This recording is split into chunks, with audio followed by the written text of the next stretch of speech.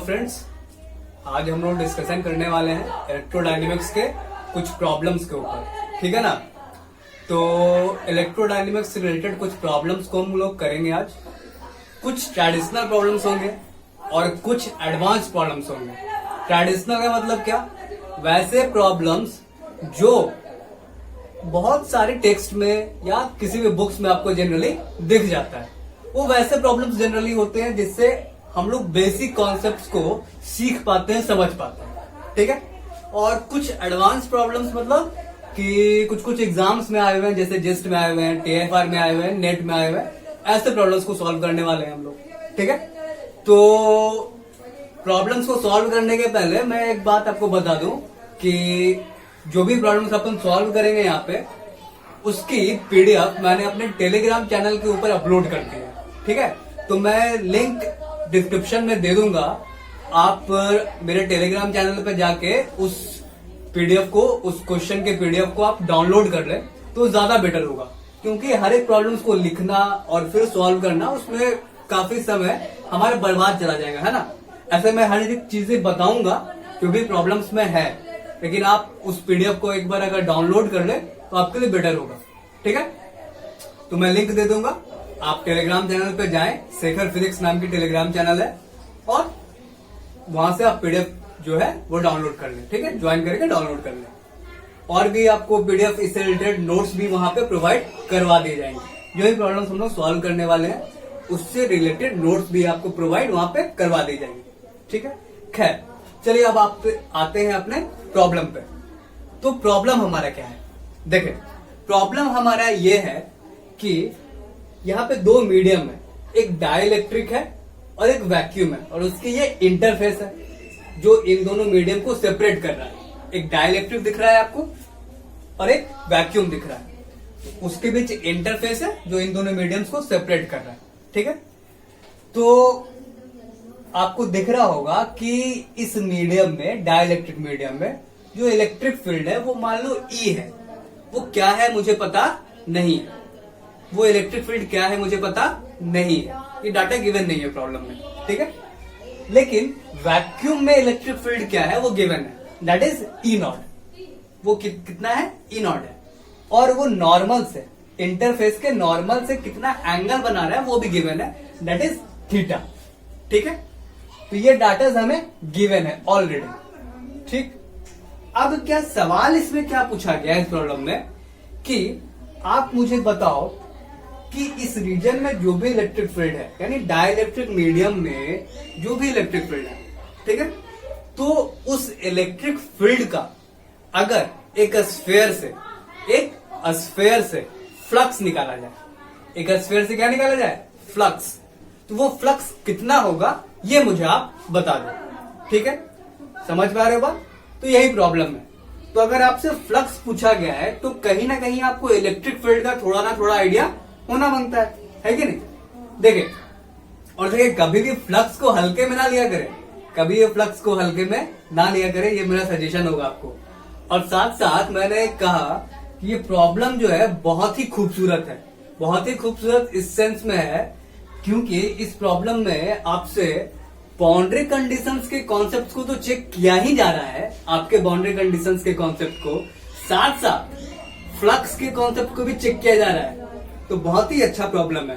ठीक है। देखिए आते हैं कैसे करेंगे प्रॉब्लम। देखिए, चूंकि ये दोनों जो मीडियम्स है, ये डाइलेक्ट्रिक है और ये वैक्यूम है, तो सिंपल सी बात है, जब डाइलेक्ट्रिक है और वैक्यूम है तो यहाँ पे जो इंटरफेस होगा, ये जो इंटरफेस होगा वो चार्ज फ्री होगा।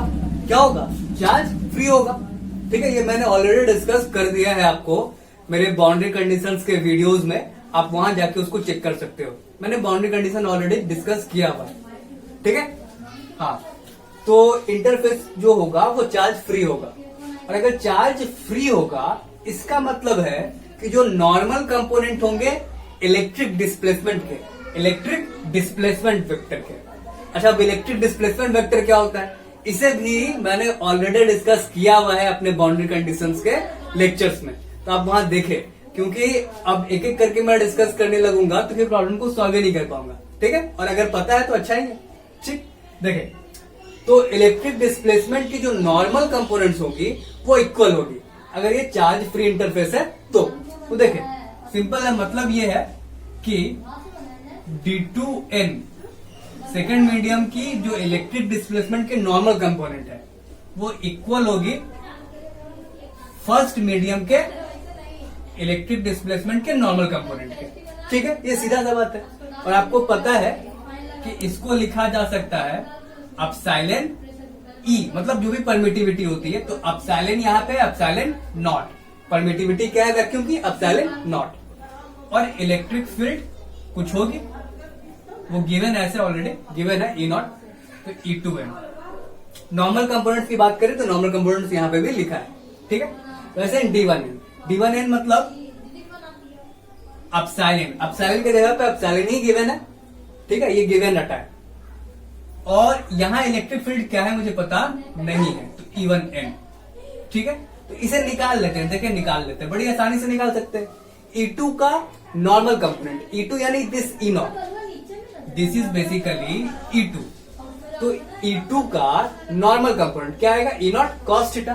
क्या आएगा, E नॉट कॉस थीटा। लिख लो आराम से, epsilon naught E naught cos theta. Clear है बात। और इधर अपसाइलेन E1N।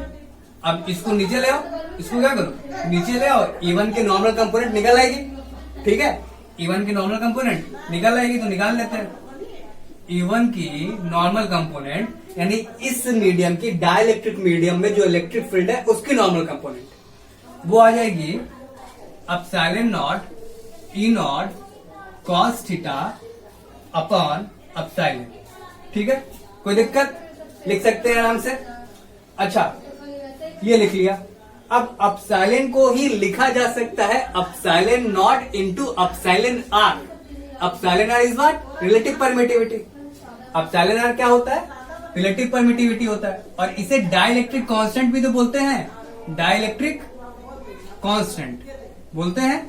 ठीक है, और इसे K से भी डिनोट करते हैं अपन, इसे K से भी डिनोट करते हैं। ठीक है, तो यहाँ K का ही इस्तेमाल कर रहा हूं मैं, इसलिए K का इस्तेमाल कर रहा हूं मैं। अपसाइलेन आर भी आप डेफिनेटली यूज कर सकते हैं, लेकिन K का इस्तेमाल इसलिए किया जा रहा है क्योंकि जहां भी ये पूछा गया है प्रॉब्लम, जिस्ट में या TFR में पूछा गया है ये प्रॉब्लम, तो वहां पे जो आंसर्स है वो K के टर्म्स में गिवन है, इसलिए अपन भी उसी टर्म्स में कर रहे हैं। Obviously you can do it in epsilon r terms. Okay, तो this can be written epsilon naught E naught cos theta upon epsilon naught K. This can be clearly written epsilon naught into epsilon r in place of epsilon. Okay, but I am using K in place of epsilon r. epsilon r के जगह पे अपन क्या use कर ले रहे हैं, K use कर ले रहे हैं, सिंपल है। ठीक है, अब देखो epsilon naught से epsilon naught क्या हुआ, कैंसिल आउट हो गया। क्या आ गया, E naught cos theta upon K। तो आप ध्यान रखें E1 की नॉर्मल कंपोनेंट आई हुई है E naught cos theta upon K। तो ये पहला रिजल्ट है अपना, ये पहला रिजल्ट है अपना। ठीक है, तो इसे आप नोट कर रहे होंगे ऑब्वियसली। मैं अब आगे बढ़ता हूं। ठीक है, इसे इरेज करते हैं, है ना, इसे इरेज करते हैं। E naught cos theta upon K आया हुआ है, ये ध्यान रखें।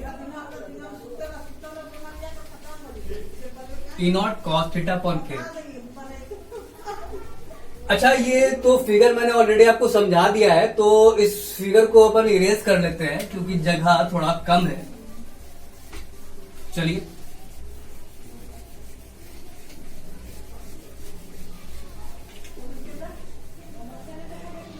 हाँ देखिए आप क्या है, E1 की नॉर्मल कंपोनेंट आई हुई है। अच्छा, आपको ये भी पता है कि इलेक्ट्रोस्टैटिक्स कंडीशन में टेंजेंशियल कंपोनेंट कंटिन्यूअस होते हैं। कंटिन्यूअस मतलब उनके बीच में कोई डिफरेंस नहीं आता, टेंजेंशियल कंपोनेंट सेम होते हैं इलेक्ट्रोस्टैटिक्स कंडीशन में ऑलवेज। मतलब E2 की टेंजेंशियल कंपोनेंट इक्वल होगी E1 की टेंजेंशियल कंपोनेंट के। तो E2 की टेंजेंशियल कंपोनेंट, अभी अभी मैंने फिगर बनाया था, नॉर्मल कंपोनेंट जो आया हुआ था ऐसा कुछ था, याद करें ऐसा। तो नॉर्मल कंपोनेंट जो आया हुआ था E नॉट cos थीटा आया हुआ था, तो पैरेलल कंपोनेंट क्या आएगा, E naught sine theta. Tangential component या पैरेलल कंपोनेंट जो भी बोले ऐसा आएगा। तो अपन यहां लिख देते हैं ई नॉट साइन थीटा, है ना, ई नॉट साइन थीटा। तो टेंजेंशियल कंपोनेंट जो हो जाएगा ई टू टी, हाँ, तो ये आ रहा है ई नॉट साइन थीटा, ये इक्वल हो जाएगा E1 टी के, सॉरी टेंजेंशियल कंपोनेंट के। तो अगर आपको टेंजेंशियल कंपोनेंट पता है, आपको नॉर्मल कंपोनेंट पता है, तो क्या आपको टोटल इलेक्ट्रिक फील्ड नहीं पता? सिंपल, दोनों के मैग्नीट्यूड का स्क्वायर करके क्या कर लेंगे, रूट कर लेंगे, तो आपको नेट इलेक्ट्रिक फील्ड आ जाएगा, जिससे आपने ई सपोज किया था। तो करना कुछ नहीं है, नॉर्मल कंपोनेंट्स का स्क्वायर प्लस टेंजेंशियल कंपोनेंट का स्क्वायर का रूट ले ले, आ जाएगा नेट इलेक्ट्रिक फील्ड। ठीक है, तो आप ये कर लेना, ये कर लेना, क्योंकि जो मेन प्रॉब्लम है उसको अपन सॉल्व करेंगे। ये मैंने एक्स्ट्रा सबको करके दिखा दिया है कि नेट इलेक्ट्रिक फील्ड कैसे निकाला जाएगा। आपको सीधा रिजल्टेंट बेसिकली निकाल लेना है ना। ये नॉर्मल कंपोनेंट है, ये पैरेलल कंपोनेंट है, दोनों का स्क्वायर करके रूट कर लेंगे। ठीक है, खैर अब देखें, हम लोग यूज कर रहे हैं पोलराइजेशन की कंडीशन का, पोलराइजेशन की जो बाउंड्री कंडीशन है उसका यूज कर रहे हैं।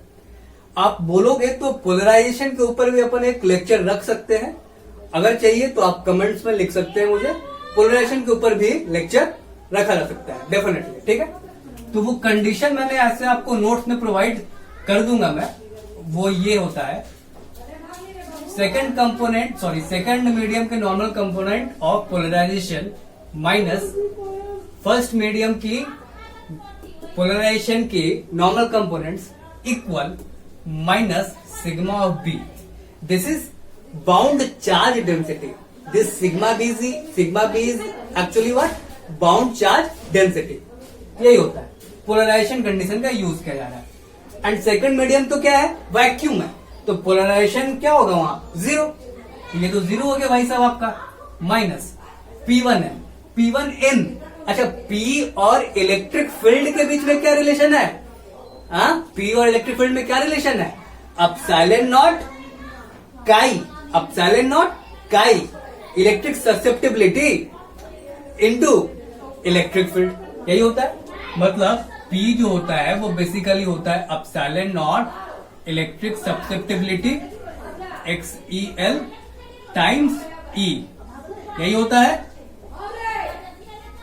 तो उसी का यूज कर रहे हैं। अब नॉर्मल कंपोनेंट अगर मुझे लिखना है तो सिर्फ नॉर्मल कंपोनेंट लिखूंगा मैं, और ये ध्यान होगा कि इसे लिखते हैं अपन एप्सिलॉन R -1, और एप्सिलॉन R को अपन यूज कर रहे हैं K, तो लिखूंगा मैं K -1। ठीक है, ठीक है बात, चलिए लिखते हैं। तो हाँ, एप्सिलॉन नॉट इलेक्ट्रिक ससेप्टिबिलिटी यानी काई, that is epsilon R -1 means K -1। फिर इलेक्ट्रिक फील्ड, तो इलेक्ट्रिक फील्ड यहां नॉर्मल कंपोनेंट यूज हो रहा है, तो वो भी नॉर्मल कंपोनेंट आएगा, यानी E1 की नॉर्मल कंपोनेंट, क्योंकि P1 है तो E1 की normal component, that is equal to negative of bound charge density. ध्यान देना, ये माइनस ने माइनस को मार दिया। ठीक है, आया क्या, सिग्मा भी आ गया ना, यहां से क्या आ गया, सिग्मा भी आ गया, epsilon not K -1 E1N। E1N देखे यहाँ पे, E1N देखे यहाँ नीचे लिखा हुआ मैंने, E naught cos theta upon K, ये एप्सिलॉन नॉट तो कैंसिल है। ठीक, E naught cos theta upon K, तो लिख दो यहाँ पे E naught cos theta upon K। क्या क्लियर है, सिग्मा भी आ गया, यानी बॉन्ड चार्ज डेंसिटी आ गया है, बहुत बढ़िया। तो इसे भी आप ध्यान में रखना। चलो ये सब चीज इरेज कर दो, इसे मैं रहने देता हूं क्योंकि इसका यूज है अपने को। चलिए, अब सवाल जो है, मेन सवाल पे अब आ रहे हैं हम लोग, और वो है फ्लक्स। पूछा गया है फ्लक्स, किससे पूछा गया है, स्फीयर से, एक स्फीयर से पूछा गया है फ्लक्स। तो देखिए, जो आपको फिगर वहां पे दिखाया मैंने इलेक्ट्रिक फील्ड का, जो ऐसा फिगर आपको बना के मैंने दिखाया था, ये ऐसा इलेक्ट्रिक फील्ड था और ये ऐसा इलेक्ट्रिक फील्ड था वैक्यूम में, और ये था डाइलेक्ट्रिक में। तो इन दोनों के बारे में बोला गया है कि इलेक्ट्रिक फील्ड जो वो यूनिफॉर्म है। कैसा है, यूनिफॉर्म है। तो इसी इलेक्ट्रिक फील्ड का तो इस स्फीयर से आपसे पूछा जा रहा है क्या, फ्लक्स, ठीक है। और यूनिफॉर्म है ये इलेक्ट्रिक फील्ड जो ई मैंने सपोज किया था वो क्या है, यूनिफॉर्म। तो अगर यूनिफॉर्म है तो क्या अपन इसे ऐसा एज्यूम कर सकते हैं, देखना तो नहीं। आपको याद होगा ये 12th में आपने कंसेप्ट पढ़ा हुआ है कि यूनिफॉर्म इलेक्ट्रिक फील्ड को equi distant electric field line से रिप्लेस किया जा सकता है या रिप्रेजेंट किया जा सकता है, ये पता है आपको। तो उसी तरीके से मैंने रिप्रेजेंट कर दिया। और इसी इलेक्ट्रिक फील्ड का इस स्फीयर से क्या पूछा जा रहा है, फ्लक्स। तो अब जो मेन खूबसूरती है इस प्रॉब्लम की वो देखिए, ये स्फीयर है पूरा पूरा, ये क्या है, स्फीयर। और इधर से इलेक्ट्रिक फील्ड जा रहा है, इधर से क्या जा रहा है, इलेक्ट्रिक फील्ड। और इसी इलेक्ट्रिक फील्ड का इस स्फीयर से मुझे पूछा जा रहा है कि क्या होगा इस स्फीयर से इस इलेक्ट्रिक फील्ड का फ्लक्स। तो फ्लक्स तो किसी एरिया से होता है ना, फ्लक्स तो डिफाइंड है कहां पे, एरिया पे। तो यहां पे इफेक्टिव एरिया कौन होगा, ये स्फीयर में इफेक्टिव एरिया कौन होगा, सर्कुलर। आप जरा इसको थोड़ा इमेजिन करें ऐसे, एक बॉल ले ले, पूरे रूम को अंधेरा कर दे, पूरे रूम को क्या कर दे, अंधेरा, और बॉल ले ले। अब बॉल, एक सिंपल सा टेनिस बॉल जो होता है, टॉर्च ऑन कर दे। आप देखोगे कि पीछे जो परछाई बनेगा, पीछे जो एक रीजन बनेगा वो कुछ सर्कुलर बनेगा। कैसा बनेगा, सर्कुलर। तो सर्कुलर अगर प्रोजेक्शन है तो उसी सर्कुलर रीजन, वही सर्कुलर एरिया, तो मेन इफेक्टिव एरिया बनेगा यहां फ्लक्स के लिए, वही एरिया रिस्पॉन्सिबल होगा ना। और ये गिवन है कि ये जो है वो रेडियस क्या है, आर, स्फीयर रेडियस क्या है, आर। तो यहां पे जो मेन इफेक्टिव एरिया है उसका अगर थोड़ा फिगर बनाना चाहे तो ऐसा एक सर्कुलर बनेगा, सर्कुलर रीजन, सर्कुलर एरिया, जिसी एरिया से, जिसका रेडियस आर होगा ऑब्वियसली, क्योंकि चारों तरफ हर डायरेक्शन में रेडियस इसका आर ही है, ठीक है। तो जो इफेक्टिव एरिया होगा इसके लिए, ये जो देखेगा एरिया, जिस एरिया से ये पास होगा, दैट इज सर्कुलर। वो क्या होगा, सर्कुलर होगा, जिसका रेडियस होगा आर। समझ में आया है बात। कोई भी डाउट हो तो आप कमेंट सेक्शन में मुझे कमेंट कर देना, ट्राई करेंगे अपन उससे सॉल्व करेंगे, ठीक है। तो ये है, ठीक है, इसे रहने दे रहे। तो फ्लक्स पूछा जा रहा है, तो फ्लक्स जो होता है वो क्या होता है, vector E dot N cap D S equal Q enclosed upon epsilon naught, यही तो होता है। और क्यू इन क्लोज को अपन लिख सकते हैं surface charge density times area, क्योंकि surface charge density is nothing but charge per unit area. Charge per unit area is surface charge density. तो चार्ज होगा sigma into A, surface charge density into area. अच्छा चलो पहले मैं लिख देता हूं, यानी होगा sigma A into A effective upon epsilon naught. अच्छा, यहां सिग्मा बी क्यों लिखा, क्योंकि यहाँ पे कोई फ्री चार्ज, ये जो प्रॉब्लम अपन है कर रहे हैं वहां पे कोई फ्री चार्ज नहीं है।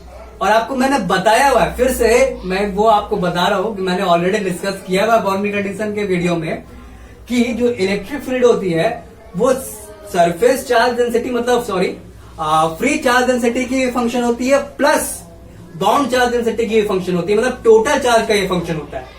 लेकिन यहाँ पे फ्री चार्ज नहीं है, तो सिर्फ और सिर्फ क्या आया, बाउंड चार्ज। तो सिर्फ और सिर्फ क्या आया, बाउंड चार्ज। समझ में आता है बात। तो sigma B into A effective, sigma B ये है, पुट कर लो यार, epsilon naught K minus 1 upon K E naught cos theta, ठीक है, E naught cos theta. A effective यानी area of the circular part, that is pi r square upon epsilon naught, this epsilon naught cancel out and you will get k minus 1 over k times e naught cos theta times pi r square. This is your flux through the sphere. यही sphere से आपका क्या होगा, flux होगा। समझ में आता है बात, क्लियर है। देखिए बड़ा ही खूबसूरत सा प्रॉब्लम था, बड़ा ही खूबसूरत, ठीक है। अब देखिए जो थर्ड प्रॉब्लम है, जो हमने आपके प्रॉब्लम को थर्ड जो प्रॉब्लम आपको प्रोवाइड किया है वो थर्ड प्रॉब्लम सेम है। थर्ड प्रॉब्लम क्या है, बिल्कुल इसी पे बेस्ड है। उसमें आपसे पूछा गया सिर्फ ये बाउंड चार्ज। क्या पूछा गया, बाउंड चार्ज।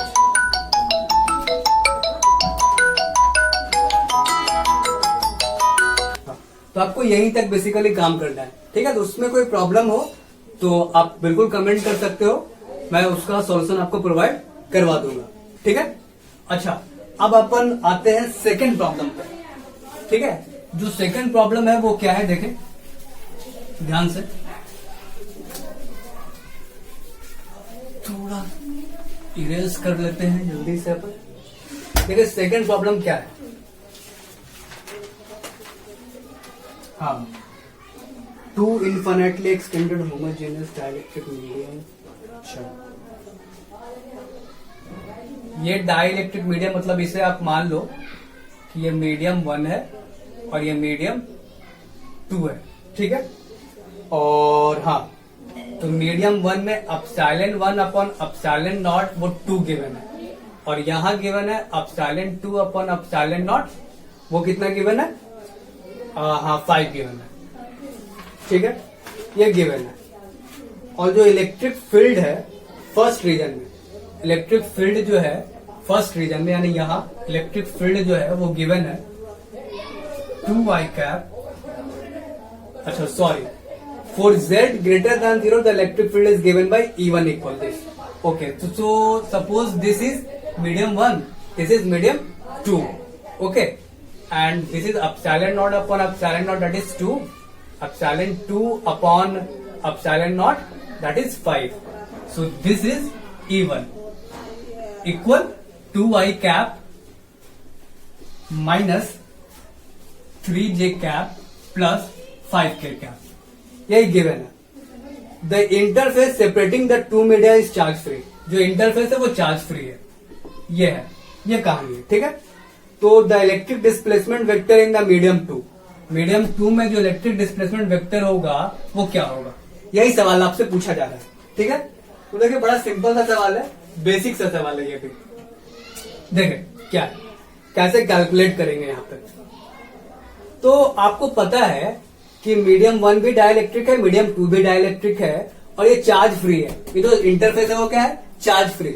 और अगर चार्ज फ्री है, इसका मतलब क्या, इसका मतलब ये कि जो नॉर्मल कंपोनेंट्स होगा, क्या नॉर्मल कंपोनेंट जो होगा इस रीजन का और इस रीजन का, यानी मीडियम 1 का और मीडियम 2 का, वो दोनों क्या होगा, इक्वल होगा। इलेक्ट्रिक डिस्प्लेसमेंट्स की नॉर्मल कंपोनेंट्स क्या होगी, equal, if the interface is charge free.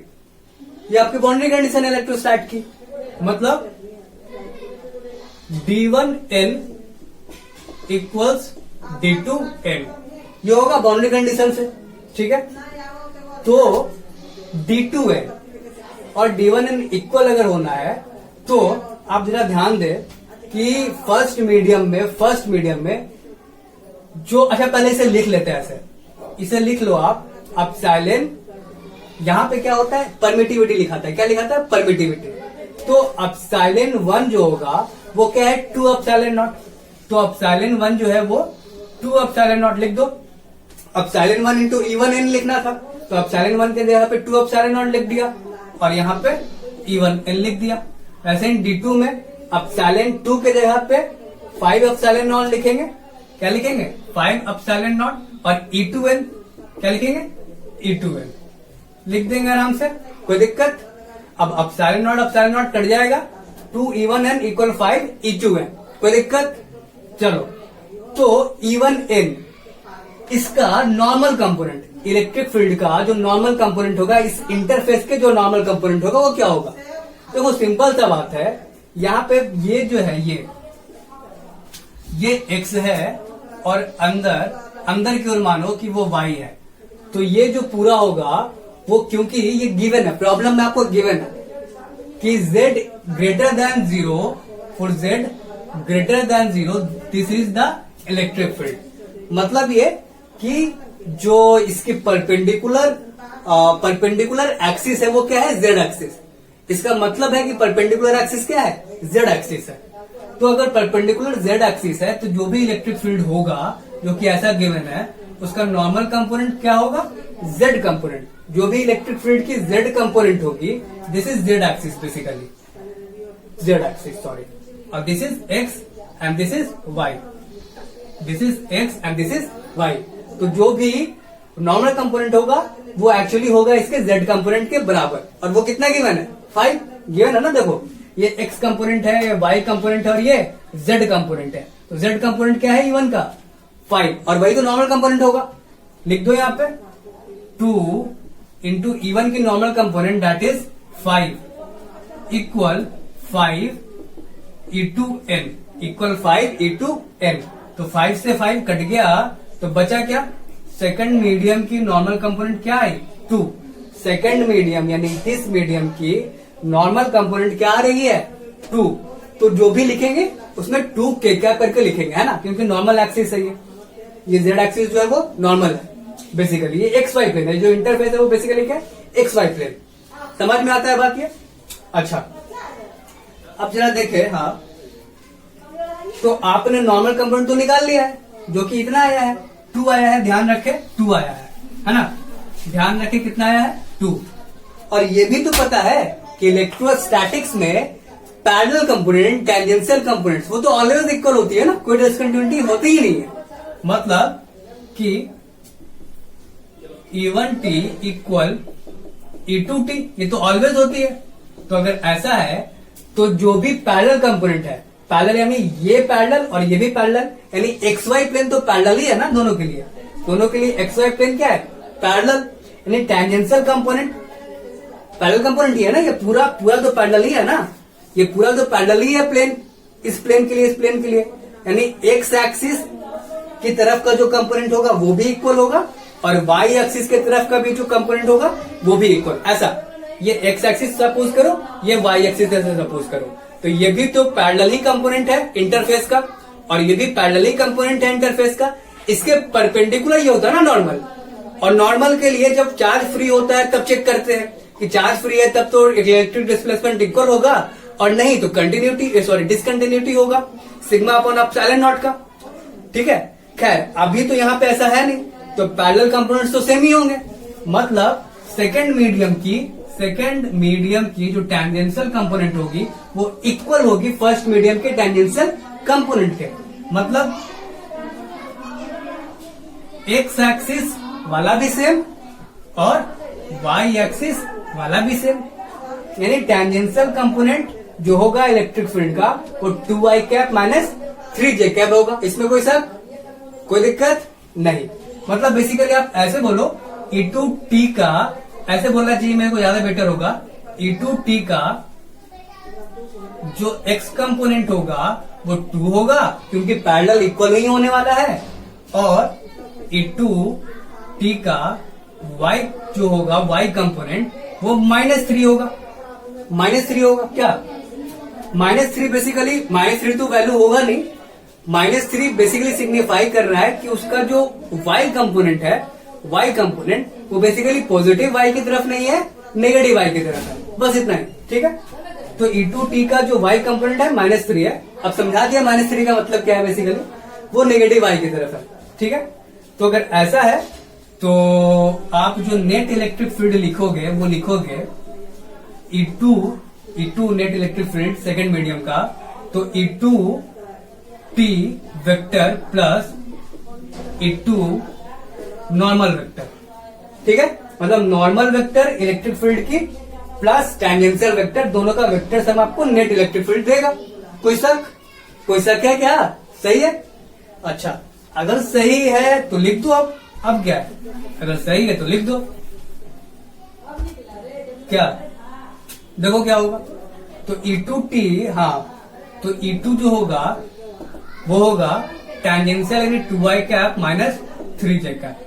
ठीक है, 2i cap minus 3j cap plus normal कितना आया 2 आया था, 2k कैप। कोई दिक्कत, लिख दिया खट से एकदम।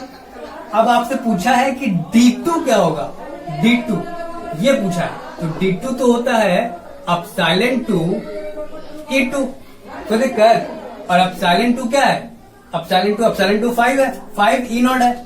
एप्सिलॉन 2 क्या है, 5 एप्सिलॉन नॉट है, तो 5 एप्सिलॉन नॉट E2 ये 2i cap minus 3j cap plus 2k cap. ठीक, अब अंदर मल्टीप्लाई कर लो, और क्या, और तो कुछ बचा नहीं अंदर, मल्टीप्लाई कर लो। तो मल्टीप्लाई करने के बाद ये कुछ ऐसा आ जाएगा, epsilon not 10i cap minus 15j cap plus 10k cap. और ये आई गेस मैंने ऑप्शन आपको बी दे रखा है, तो बी सही ऑप्शन होगा आपका। ठीक है, क्लियर है ये? तो ये तो बड़ा आसानी से हो गया प्रॉब्लम सॉल्व, है ना। अब जो है फर्स्ट में तो कुछ है ही नहीं, इसको नोट तो किया ही होगा आपने। तो फर्स्ट प्रॉब्लम तो कुछ नहीं है, बड़ा ही आसान है। ठीक है, मैं आशा करता हूं कि फर्स्ट प्रॉब्लम आप कर लोगे, मैं आशा करता हूं कि फर्स्ट प्रॉब्लम आप कर लोगे, है ना, क्योंकि उसमें कुछ है नहीं खास।